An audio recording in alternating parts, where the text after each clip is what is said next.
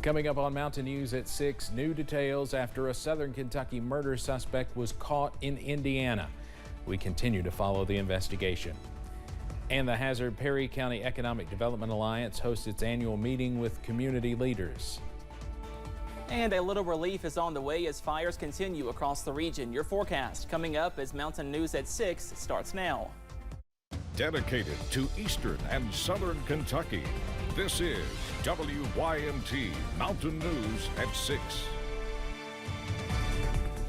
A Southern Kentucky man accused of killing his father and grandfather and trying to kill his grandmother is in an Indiana jail awaiting the process to bring him back to answer to the charges. Austin Prather was captured near Evansville last night.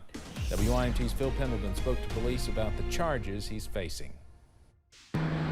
Right after police say Austin Prather killed his grandfather Ray and father Trey, then shot and stabbed his grandmother Joanne, he took off from their homes in Science Hill and headed west of Somerset.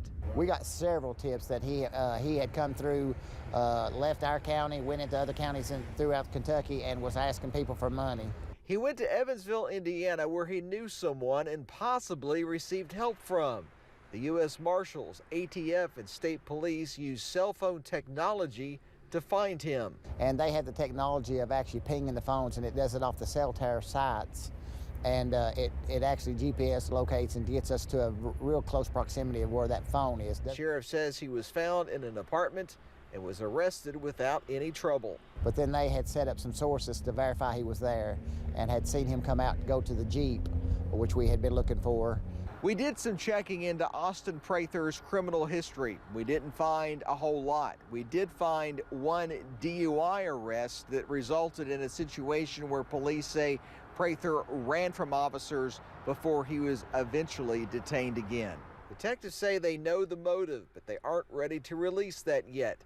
They say they received critical information from Joanne Prather, who is now in stable condition at a UK hospital. The investigation's still going on. We've got we've got to extradite back from Indiana, as well as the vehicles up there. Police do not expect him to fight the extradition process. In Pulaski County, Phil Pendleton, WYMT Mountain News. We're told that funeral arrangements for the two killed are still being worked out. In Pike County, detectives with KSP are investigating after a person was found dead. Officials say they received the call back on November 1st. The body was found on a utility road near State Highway 194 East in the Jamboree community. The body was sent to the state medical examiner's office for an autopsy. The cause of death is still under investigation, but officials say foul play is suspected. The victim's name is not being released yet. If you have any information about this case, you're asked to call KSP Post 9 in Pikeville at 606-433-7711. In Laurel County, one man is facing charges after police say he threatened customers at a business and then tried to fight with them. It happened Tuesday afternoon. Deputies received a call that 46-year-old Jesse Malacott was being disorderly, urinating on store property and spitting on customers, all while armed with a hammer. When police arrived, they found Malacott walking up the highway. After a short pursuit and altercation, he was arrested. State police are looking for a truck that was stolen out of Knox County. Troopers are looking for a white Toyota that was taken from a home on Highway 6 in the Gray community last Friday. The license plate on the truck is E6T245. If you know anything about this case, you're asked to call KSP in Harlan at 606-573-3131. The owners of the truck are offering a $1,000 reward for information leading to the arrest of whoever took it. Police in Tennessee are reaching out to the public about a fire they believe was set on purpose earlier this year. It happened at a home at 236 Minton Road in New Tazewell in Claiborne County back in August. Owners of the property are offering a $1,500 reward for information leading to the arrest and conviction of the suspect or suspects in the case. If you have any information, you can call the Sheriff's Office's Criminal Investigations Division at 423-626-2501. We now know the name of the woman who died after a fire in Letcher County earlier this week. The coroner says the victim was Pamela Brown. Her obituary also refers to her as Pamela Holcomb. A memorial gathering will be held at the Tri-City Funeral Home in Benham on Friday from 4 p.m. till 7 p.m. We still do not know what started the fire. Pamela was 71 years old. As flames continue to fill the mountains, first responders are hitting the hills, battling an increasing number of forest fires this week. Letcher County officials tell WYMT's Buddy Forbes it is an exhausting fight, but they are working to extinguish the flames. The whole county right now is pretty well burning down. Forest fires are spiking throughout the region, and Letcher County is seeing the smoke. We've got a lot of spot fires here and there. Letcher is heavily hit. Up here in the Kona area, we've got quite a few structures that are threatened. With flames scorching the hills across from Martha Jane Potter Elementary School, tearing through the mountainside in the Jackhorn area, and surrounding an abandoned mobile home near Jenkins, officials are urging caution. Right now, there's a total ban, no burning at all. If you burn at all, you're going to get cited. Saying irresponsible burning and the dry conditions have led to first responders working around the clock to keep people safe. The guys get frustrated because they're stressed enough taking care of the fires as it is. Then we get communications issues, then we get people calling in saying that a fire is close to their house, and we get there and it's actually a mile away. Jenkins Fire Captain and Police Chief James Stevens says now is the time to take extra measures to avoid feeding the fires. To protect your house, clean your gutters out. Keep your gutters clean. Keep everything within 30 yards of your house. Just keep that cleaned up as you can, all leaves and brush and stuff like that. Try to keep it clean. They say 30 feet, but we'd rather have it 30 yards because that's a lot farther away to keep it from getting to your house. As first responders work and wait. Rain, rain, rain. That's what we need is rain. If we could get some rain, we'd be all right. Praying for the smoke to clear. In Letcher County, Buddy Forbes, WYMT Mountain News.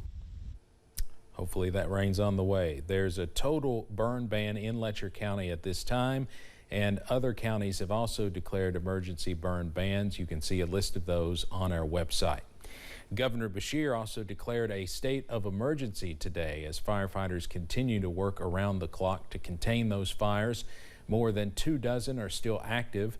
That includes one in Breathitt County off Route 1098 just east of Jackson. The Press Howard fire, as it's called, started burning on Monday and has burned about 110 acres. The good news is the fire is almost fully contained.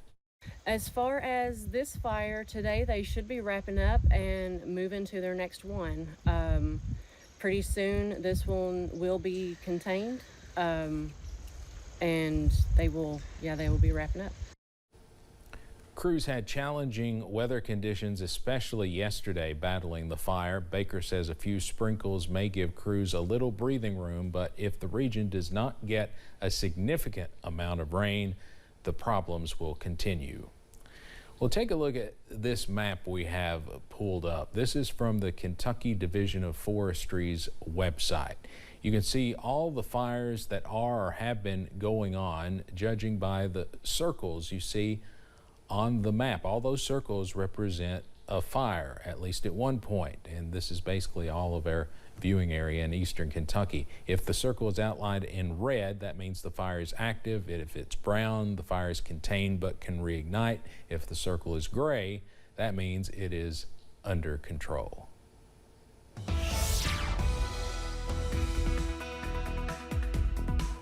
Well, some good news. We are tracking some much needed rain as we go into tonight, also for the first half of your Friday. But right now into this evening, most of us are dry, also cloudy. Here's a live look from UVA-wise. That current temperature is 61 degrees, and most of us in the middle to lower 60s and a few upper 50s as well, down to 58 in Pikeville, 59 for Logan, also Prestonsburg, and 60 over in Jackson. So we are cooler on Thursday than we were on Wednesday. But the big story, we are tracking some increased rain chances as we go into tonight. Right now, most of us are dry. A few showers in the Cumberland Valley, nothing too heavy.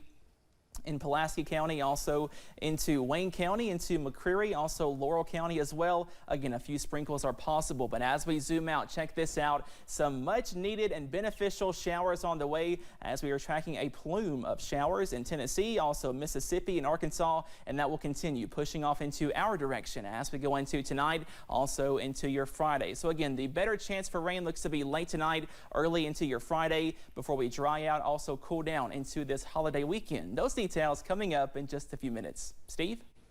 Cameron, thank you. The Hazard-Perry County Economic Development Alliance hosted its annual meeting with community leaders today, discussing new developments and projects in the pipeline. WYMT's Olivia Calfee was there. During the Hazard-Perry County Economic Development Alliance's annual meeting on Thursday, Executive Director Zach Lawrence shared updates on momentum in the community. We continue to stay active with the developers. We work with them almost every day to try to recruit new shopping options here for residents. Lawrence says they have been working hard to prove the need for apparel, home goods, and general merchandise stores in the mountains through data they have obtained with other organizations. It's much harder when you don't have the population density within a 5-mile radius to prove concept, so we have to work a little harder.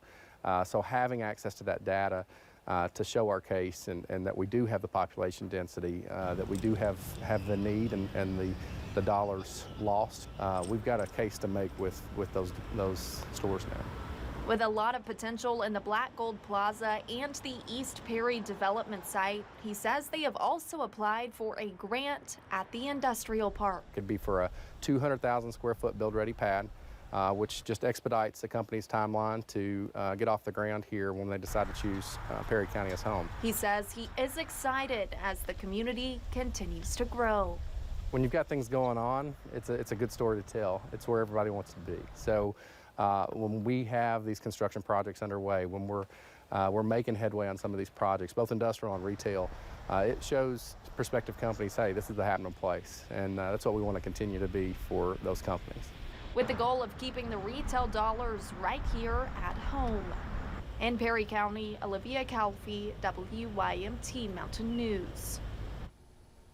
And construction on the new Quantum Healthcare Clinic and the new VA clinic is underway at the East Perry development site. You may have noticed construction there recently. That's near the Steak and Shake and Fazoli's off Highway 80 in Hazard.